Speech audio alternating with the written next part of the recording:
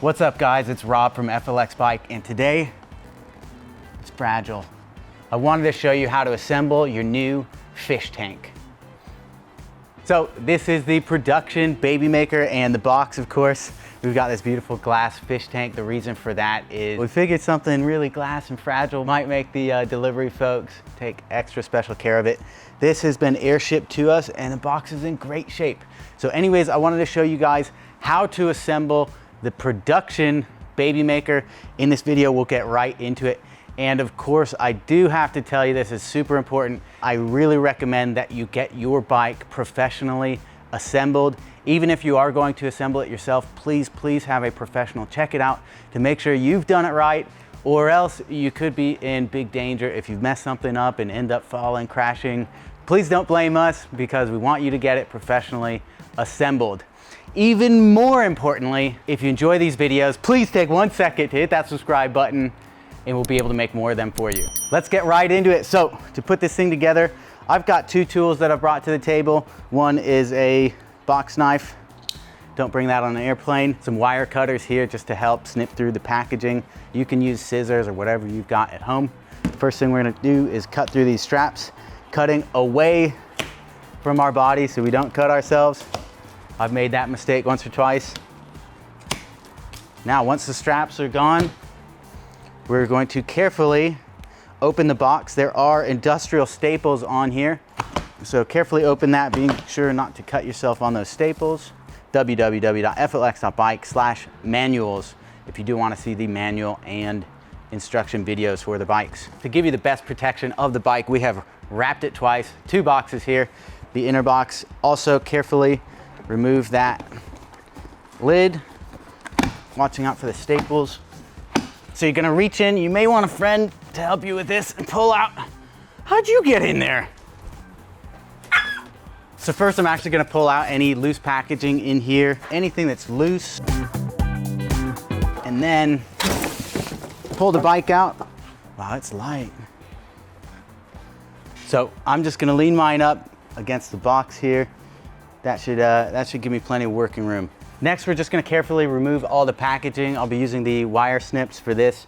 These are zip ties, but please be careful not to scratch the bike when you remove these. All right.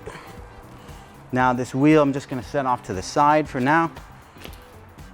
So now that the bike will stand up on its own here, that's a big milestone in the bike assembly process. So I'm gonna move some things around, clean up, and continue the assembly.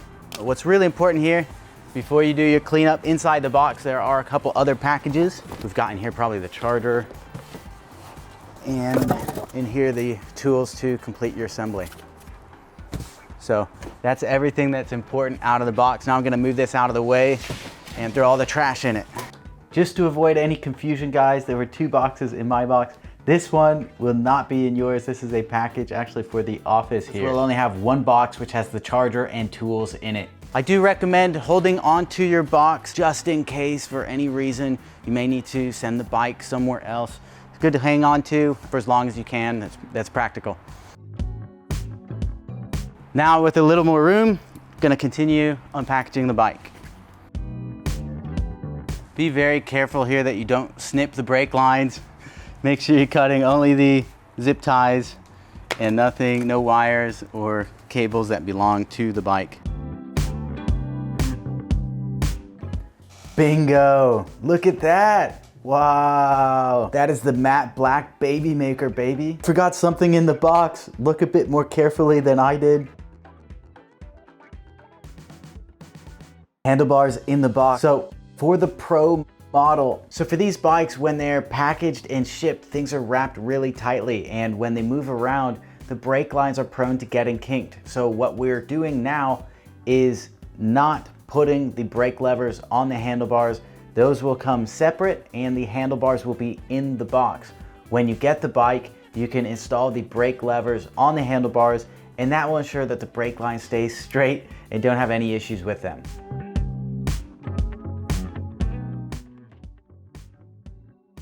There we are, baby, the bullhorn handlebars. So this is up to your personal preference, what order you go here. I would like to get the bike a little higher first, so I'm going to install the front wheel first and then the handlebars. The wheel's still wrapped up a bit,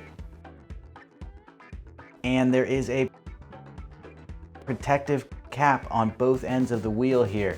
That's meant to protect the axle on the wheel from poking through any packaging and scratching up the bike. We've made that mistake before and learned from that. So the wheel's ready to go, and now we need just one more piece to install the wheel. That is the quick release skewer, and that's gonna be in this box right here that came with the bike. So inside the box, you do have the pedals. We got the quick release, which we're gonna need right now. We got some tools, zip ties, and the charger as well. At this point, you can feel free to plug the charger in the wall and plug the bike in. I'm gonna skip that for now. Woo! That's a pretty quick release. So before we put the wheel on, what we're going to do is remove the block from inside the disc brake. That's gonna give you space to get the brake rotor in there in the right spot. We're also going to remove this block from the bottom of the fork. That's just a protector. We'll slide that out. And now you can take the wheel and being very careful to line up that brake rotor in the axle with the fork, we'll slide that all in there.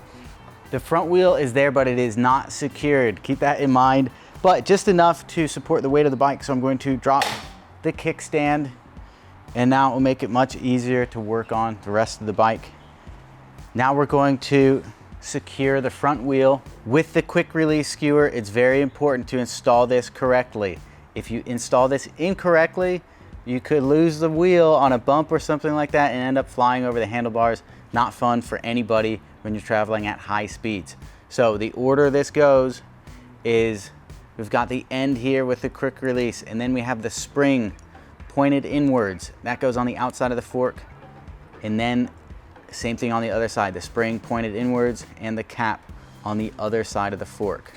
So we're going to take one side, one cap and one spring off, and we're going to insert that through the axle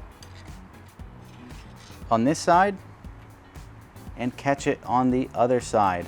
Now we're going to tighten the cap, and once you get it pretty tight, we can test the tension of the quick release.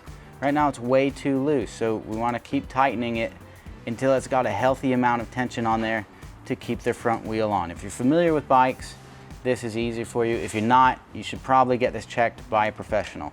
As you tighten it, you can play with the tension of the cap here to make sure that it's just tight enough to keep the wheel on, but not so tight that you'll never be able to take it off again. I like to also stand the bike up just to make sure you've really got it well seated on the axle before you make the final adjustments. And one more note, you don't want to have this sticking out like down or to the front because it could catch something. I like to put mine in line with the fork here, kind of pointed back, and that's unlikely to catch anything. Now, that wheel is not coming out on me. Nice and tight in there. So next we'll rest the bike back on the kickstand, and we're going to install the handlebars and brake levers. So to put the handlebars, you will need from that tool set that came with the bike, the 4mm Allen key.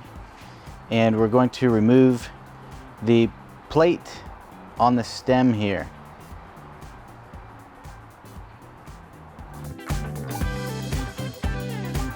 I like to keep the bolts just resting there so that you can pull the plate with all the bolts on it, and they're all in place. So once all the bolts are loose on the stem cap, you can carefully remove that. Just set that off to the side or hold on to it while you carefully place the handlebars. So you want to line the handlebars right up in the middle of that stem. There is kind of a gauge in the middle there. We can adjust this as we tighten the bolts. So let's just get it in place now and begin tightening the bolts. As long as you can get 2 of these bolts kind of in by hand, it will stay there. 2 diagonal bolts, it will stay while you tighten and adjust the rest of it. Now you notice it will just stay there, and we can make fine adjustments as we tighten the rest of it.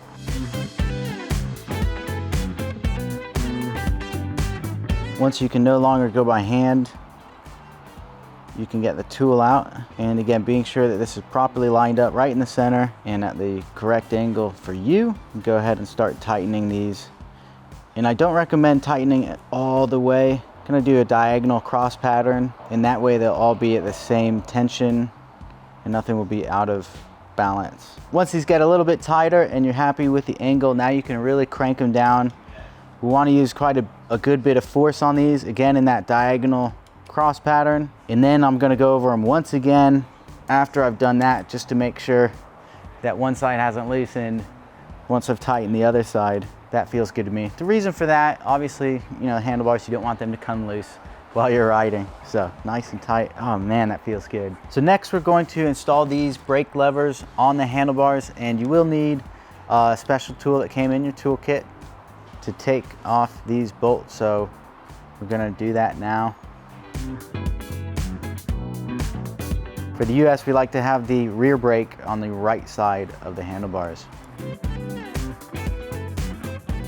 So what I'm gonna do is just feed these bolts a little bit and then adjust it and then tighten it the rest of the way.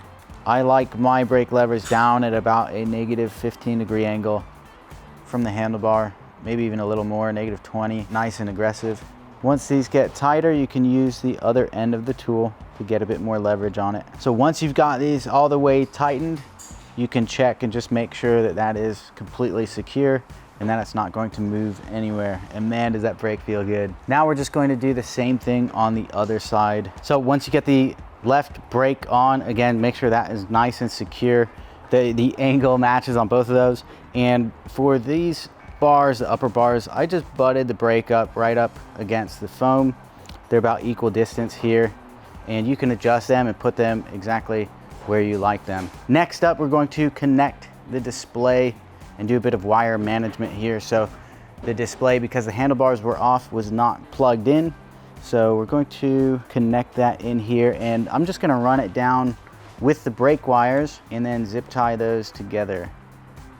So make sure these are lined up correctly. There is an arrow here, and use some force to push them together. The kit did come with a few zip ties here, so we can use those just for a little wire management to keep these together. So I think I'll put one here.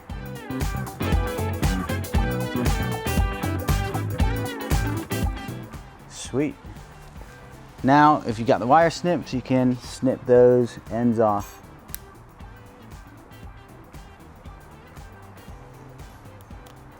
Ooh, that is nice. We're almost there, ladies and gentlemen. Next up, I'm going to install the seat. So to do that, just loosen the quick release, just like the quick release on the front wheel. You can adjust this to fit your height. This is a little too loose, so you can tighten the other side here and play with it just like we did with the wheel until it's just the right tension. You want it to be very tight, but not so tight that you can never open it again.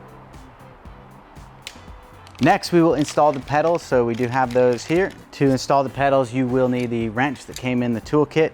And please check on the end of the pedals. There is a left and right pedal. You can see there's one says L and one says R. L obviously is the one on the left. So these pedals have different threads. That's why it's important. They are designed to stay tightened, and so it's got to be a different thread on either side. So we'll start with the right one, which is a normal thread. Be sure that this lines up correctly. It should feed in here very easily. You should be able to push it in by hand. If it's not going in easily, you may have it cross-threaded, and if you use a tool on it, you're going to damage either the crank or the pedal. Once you do have it in tight, you can put the wrench on it and tighten it the rest of the way. You can really put some force on it if you get it about right there. Bingo. Now on the left side, this pedal turns in the opposite way. So it's going to go to the left to tighten. The opposite of righty-tighty, lefty-loosey. And we'll do the same thing here. Make sure it feeds in easily by hand, and then use the tool on it. You may need to play with it for a second to get it just right in there. Now we'll use the tool, really crank it on there, and that is good, beautiful. All right, now essentially this bike is put together. Everything is there. We haven't checked it over yet, so I'll talk about that in a second. In the meantime, I do want to get it charging, and feel free to even start charging it right when you get it out of the box. But let me show you how to do that. So the charger does come in that box. Real simple. You can just undo these.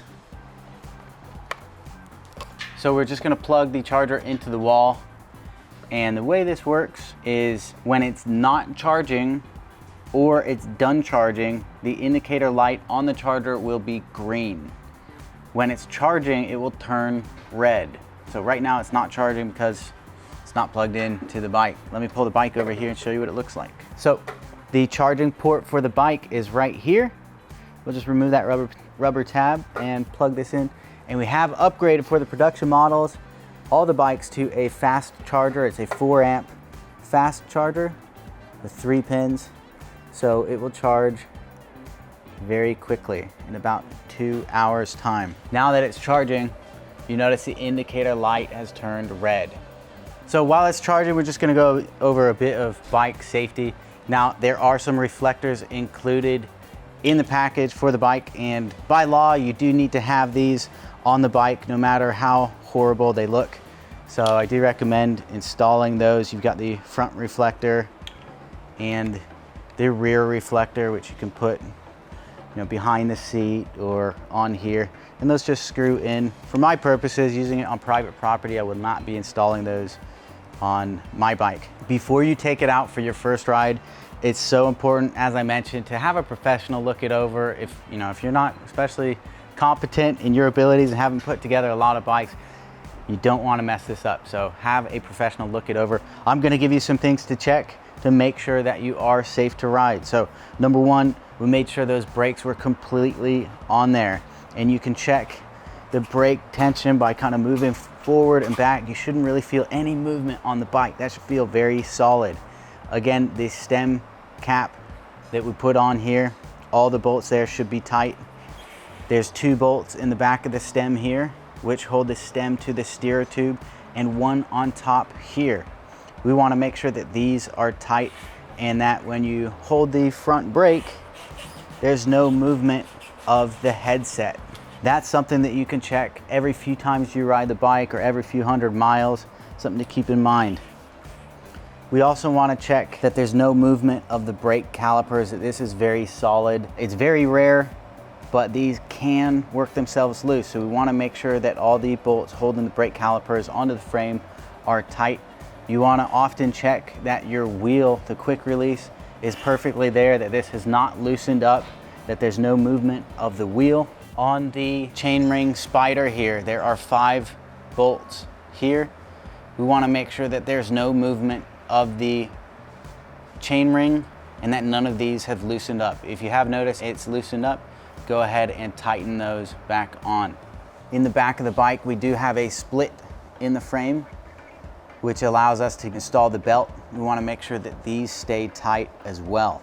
The nuts on both sides of the motor, we want to make sure those haven't worked themselves loose. That's very rare. On the other side, you do have the bolts holding the brake calipers to the frame, also holding the kickstand to the frame.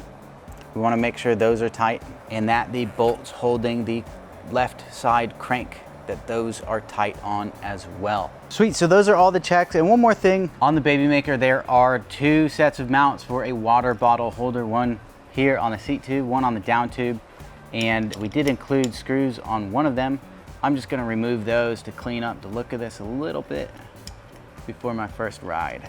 You can also use them to install your water bottle cage, of course, or any accessories that mount there.